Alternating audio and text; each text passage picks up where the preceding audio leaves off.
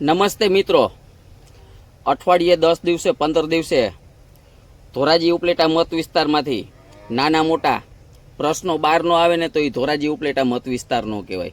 પ્રશ્નો એટલે કોના પ્રશ્નો? પ્રજાના પ્રશ્નો, અને તંત્ર કન્ટિન્યુ આ ખાડા કાન કરે. હવે એમાંય આપણે વાત કરી અમારા ધોરાજી ઉપલેટા મત વિસ્તારના ધારાસભ્ય શ્રી મહેન્દ્રભાઈ પાડલિયા, ડૉક્ટર મહેન્દ્રભાઈ પાડલિયા, એ હમણાં સપોર્ટ કરવા ગયા હતા દિલ્હી કે ભાઈ ધર્મેન્દ્રભાઈ પ્રધાન છે એ બહુ સારા વ્યક્તિ છે, નો ડાઉટ સારા વ્યક્તિ છે, ભણેલા ગણેલા છે, એમાં કોઈને વાંધો નથી. એ શિક્ષણમાંથી રાજીનામું ન દે ને એના સપોર્ટમાં એને વિદ્યાર્થીઓને ઉપદ્રવી કીધા. હવે જોજો, આ સીધે સીધો હે ને ભારતીય જનતા પાર્ટીની વોટ બેંક ઉપર સીધા 8 થી 10,000 મતની નુકસાની. ધોરાજી ઉપલેટા મત વિસ્તારમાંથી વિદ્યાર્થી લોકોનું મતદાન છે. વિદ્યાર્થીઓને ઉપદ્રવી કીધા એટલે સીધે સીધા 8 થી 10,000 મત ગયા.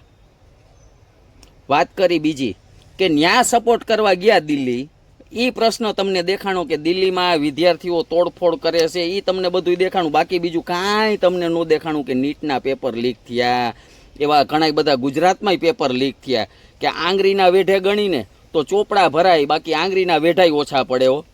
બીજી વસ્તુ, હવે હાલો તમે ન્યાય સપોર્ટ કરવા ગયા, હમણાં તમે કંઈક નવા નવા કાર્યક્રમ કરો છો, એક પેડ માકે નામ ને એ બધું થવું જોઈએ ને એ બધું હોવું જોઈએ નહીં, ઝાડવા વાવવા જોઈએ. પણ ઝાડવા વાવો એ પહેલાં તમારી જે કંપનીઓ છે, પ્રાઇવેટ કંપનીઓ, જેમ કે એક દાખલા તરીકેની વાત કરીએ, અદાણી હોય કે અંબાણી હોય, એ પોતાની ફેક્ટરી હાટું કેટલા ઝાડવા કાપે છે, એની ઉપર પૂરતું ધ્યાન દો. વાત કરી બીજી કે તમને એ બધા દિલ્હીના પ્રશ્ન તમને દેખાણા કે ખોટું આંદોલન છે ને આ ભાઈ સોનમ વાંગચુક ખોટા છે ને આવું બધું તમારા લોકો દ્વારા ઉપજાવવામાં આવ્યું, બહાર પાડવામાં આવ્યું. સોનમ વાંગચુક ખોટા હતા તો એને પારણા કરાવ્યા અને ધર્મેન્દ્ર પ્રધાનનું તમે રાજીનામું દેવરાયું. વાત કરી બીજી કે તમને એ પ્રશ્ન તમને કન્ટિન્યુ દેખાણા. આ ધોરાજી ઉપલેટાના ને ખાસ કરીને આ ધોરાજીનો વિડીયો છે કે શાક માર્કેટથી ચાલુ થાય, શાક માર્કેટની બાજુમાંથી ચાલુ થાય, તીનબત્તી ચોકથી આગળ સીધે સીધા હાલાવી. આ વિડીયોમાં તમે જુઓ હવે આખે આખું કે આ ધોરાજીના રોડ રસ્તાની હાલત છે. આના વિશે તમે કેદી કંઈક નાના મોટા કાર્ય કરશો કે આ રોડ સારો થાય એવો પ્રયત્ન તમે કેદી કરશો? હચોડું આ જેતપુર રોડ ઉપર બેરિકેડ લગાડવામાં આવ્યું.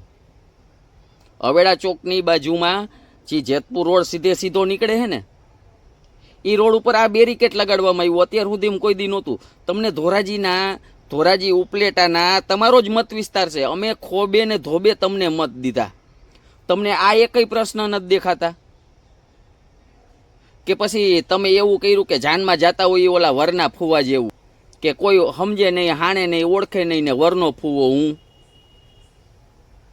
થોડીક શરમ કરો, અકલ મઠાવ. નો કેવું હોય તો કેવું પડે. ધારાસભ્ય છો તમે અમારા, અને તમને અમારા ધોરાજીના મુખ્ય માર્ગના પ્રશ્નો તમને નથી દેખાતા. તમને અકલ મઠા નહીં, પણ હું કેવું ની જ કંઈ ખબર નથી પડતી. આ ઓલા ગામમાં જે બધા કહે છે ને કે કમો, એ વસ્તુ સાચી જ છે. કારણ કે અહીંયા બગલમાં ગુમડું થયું ને એ નથી દેખાતું ને ગામની થારીમાં માયખું ઉડાડવા તમે નીકળાશું. આ તમારો ઈ માયલો કાંડ છે.